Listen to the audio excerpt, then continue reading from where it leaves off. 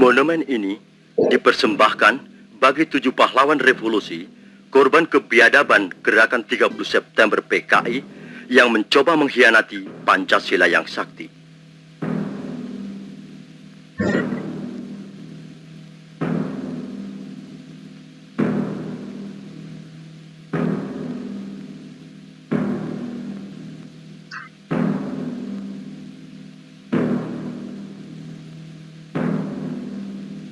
Cita-cita perjuangan kami untuk menegakkan kemurnian Pancasila tidak mungkin dipatahkan hanya dengan mengubur kami dalam sumur ini.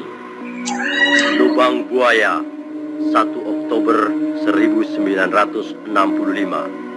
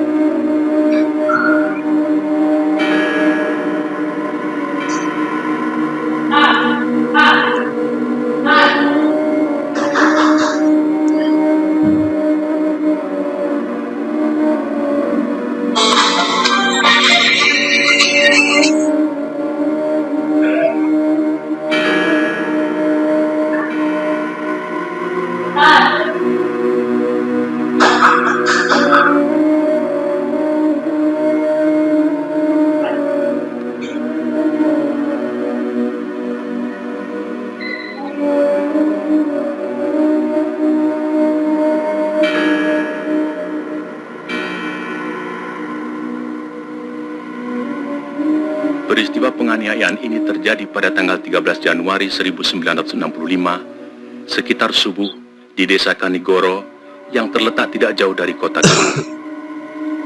Ribuan orang-orang PKI menyerbu tempat training center pelajar Islam Indonesia.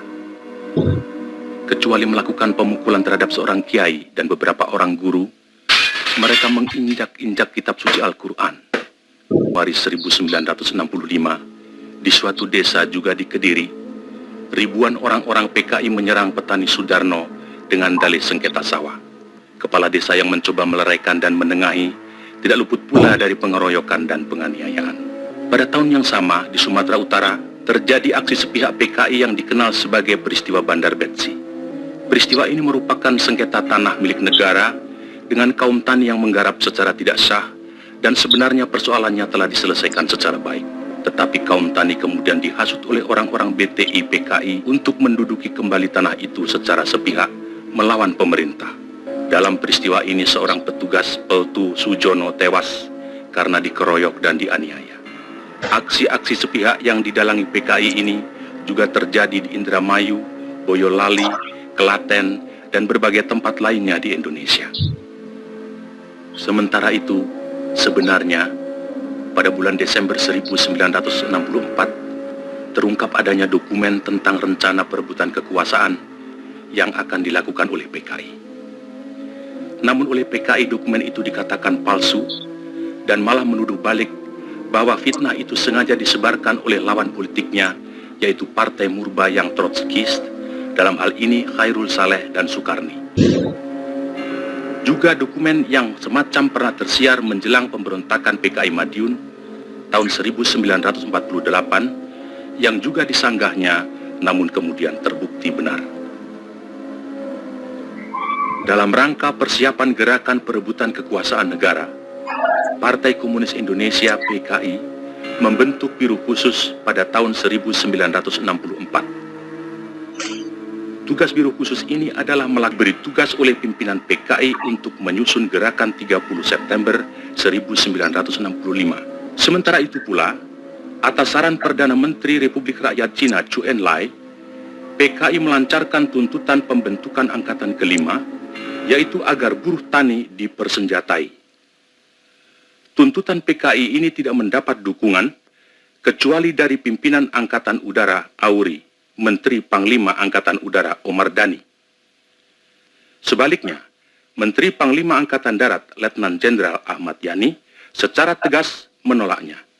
Karena menurut perhitungannya, pembentukan Angkatan Kelima akan menimbulkan keruwetan dalam garis komando maupun pengawasan kekuatan bersenjata di Indonesia.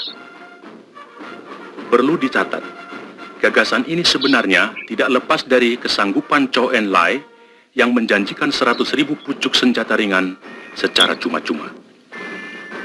Dalam kenyataannya kemudian, meskipun pembentukan Angkatan Kelima tidak terwujud, namun pemberian senjata dari RRC ini tidak terlepas dari penyusunan kekuatan bersenjata yang digunakan oleh PKI dalam gerakan 30 September 1965.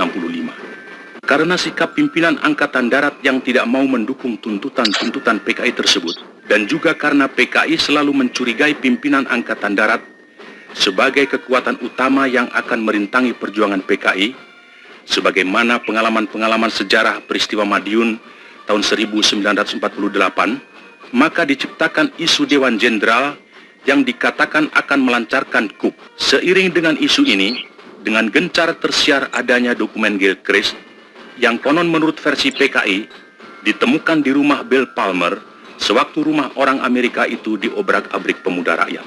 Gilchrist adalah duta besar Inggris, dan dalam dokumen yang ternyata palsu itu tersebut kata-kata "Our local army friends" yang kemudian diinterpretasikan sama dengan Dewan Jenderal.